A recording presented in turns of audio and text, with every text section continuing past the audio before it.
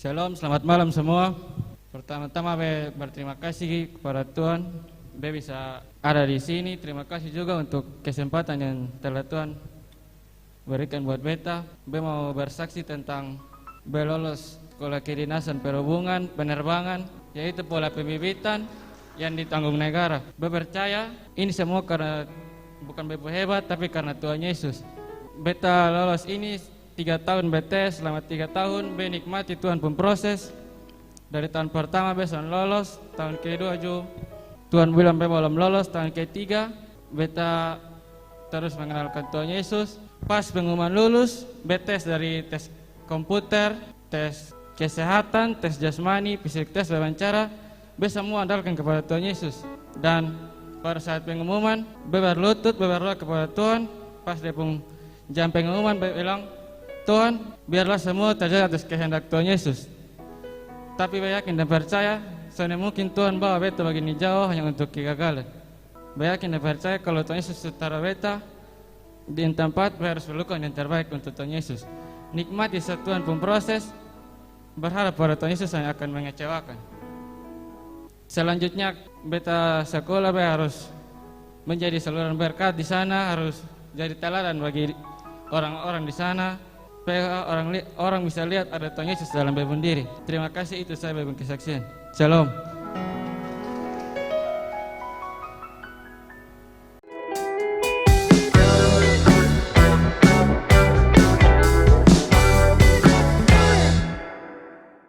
Shalom saudara diberkati oleh Tuhan Yesus Kristus. Salam jumpa di dalam kasih Yesus. Pada video kali ini saudara, saya ingin berbagi beberapa hal berkaitan dengan testimoni atau kesaksian dari seorang anak muda di gereja kami. Dan sudah saksikan videonya di bagian awal tadi, bagaimana dalam kesaksiannya dia mengikuti tes sekolah perhubungan selama 3 tahun berturut-turut, dan di tahun yang ketiga baru Tuhan mengizinkan sehingga anak ini bisa lulus dalam tes tersebut. Dan luar biasa saudara dalam kesaksiannya, bahwa dalam tes yang pertama dia gagal, tes yang kedua dia gagal, tetapi saya suka kalimatnya bahwa nikmati saja proses Tuhan, ya. Itu sesuatu yang sangat luar biasa. Saya percaya bahwa anak ini mengandalkan Tuhan, sehingga dalam kesaksiannya dia yakin penuh bahwa segala sesuatu sudah Tuhan rancangkan, saudara. Meskipun dia gagal di kesempatan yang pertama, kesempatan yang kedua, tapi tidak membuat dia patah semangat, tidak membuat dia kecewa berlarut-larut, saudara. Justru sebaliknya, saudara, dia makin mengandalkan Tuhan, saudara, dan mencoba lagi, bangkit lagi, saudara. Dan pada akhirnya, saudara, waktu Tuhan, waktu yang terbaik,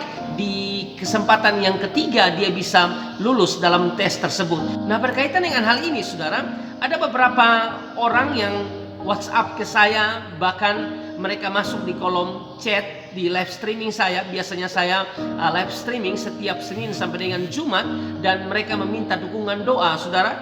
Beberapa waktu ini, saudara, mereka sedang mengikuti tes CPNS, dan ada yang lulus tes CPNS tersebut, ada yang tidak.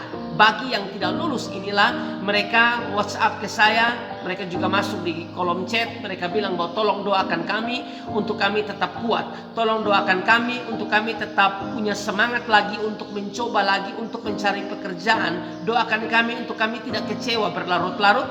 Dan saya mendoakan mereka, dan saya juga katakan kepada mereka bahwa kegagalan kamu bukan akhir dari segala-galanya. Tetap mencoba, tetap berjuang, tetap semangat. Kecewa boleh, bersedih boleh, tapi jangan bersedih berlarut-larut, kecewa berlarut-larut.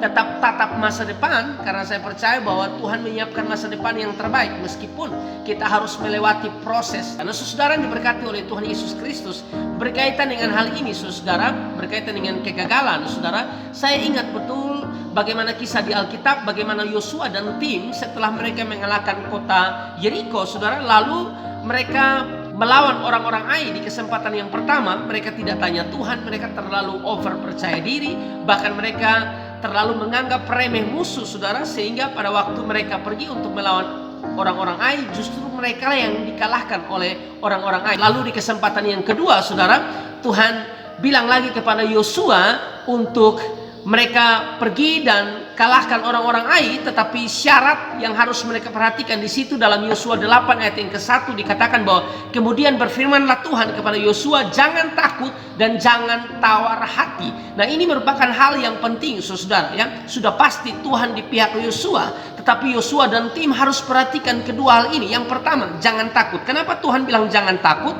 Karena biasanya orang kalau sudah gagal di kesempatan yang pertama, mereka takut untuk mencoba lagi, saudara, ya.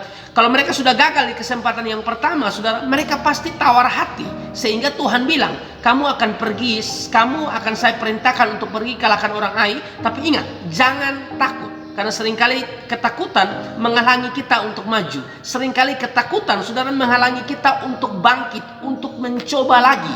Kadang-kadang seperti itu, saudara. Bahkan menariknya Tuhan bilang bahwa jangan tawar hati. Nah, kalau tawar hati ini bahaya, saudara, karena tawar hati ini berkaitan dengan patah semangat, tidak ada kemauan lagi, hilang keberanian, kecewa, dan putus harapan, saudara. Makanya, saudara, kalau saudara ada dalam situasi-situasi sulit tertentu, Alkitab sudah bilang kan, jangan tawar hati. Kalau kita tawar hati, saudara, kecilah kekuatan kita. Misalnya dikatakan dalam Amsal 24 ayat yang ke-10, jika engkau tawar hati pada masa kesesakan, kecilah kekuatanmu, saudara, ya.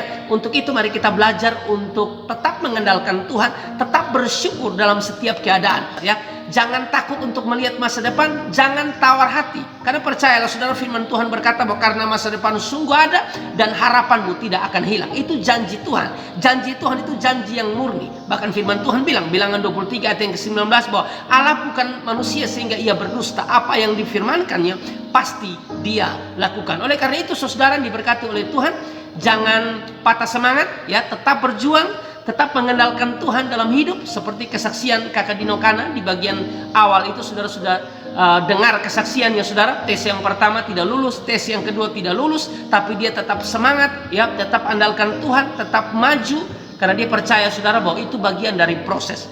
Makanya Dino bilang, nikmati saja proses Tuhan. Dan itu benar, saudara, ya. Mari kita nikmati proses Tuhan. Saya percaya bahwa Tuhan tidak tinggalkan kita sendiri kok.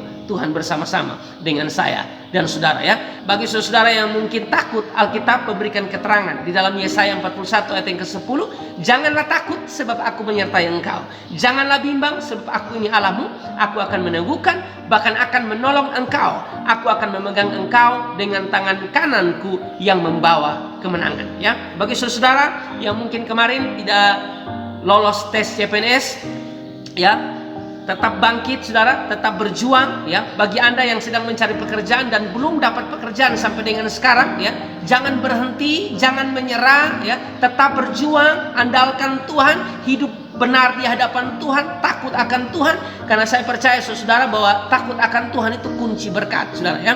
Mari kita hidup takut akan Tuhan. Saya percaya, saudara, bahwa Tuhan menyiapkan yang terbaik buat kita. Yeremia 17 ayat yang ke-7 berkata demikian, diberkatilah orang yang mengandalkan Tuhan dan yang menaruh harapannya pada Tuhan. Sebaliknya, di ayat yang ke-5, terkutuklah orang yang mengandalkan manusia dan yang mengandalkan kekuatannya sendiri. Mari kita belajar untuk mengandalkan Tuhan dalam kehidupan kita. Hari ini mungkin engkau gagal, tapi ini bukan akhir dari segala-galanya. Bangkit lagi, coba lagi, saudara. Karena saya percaya saudara diberkati oleh Tuhan, ini merupakan bagian dari proses. Tujuan daripada proses supaya kita belajar bergantung sama Tuhan. Tujuan daripada proses yang terjadi dalam hidup kita untuk membuat kita makin dewasa di dalam Tuhan.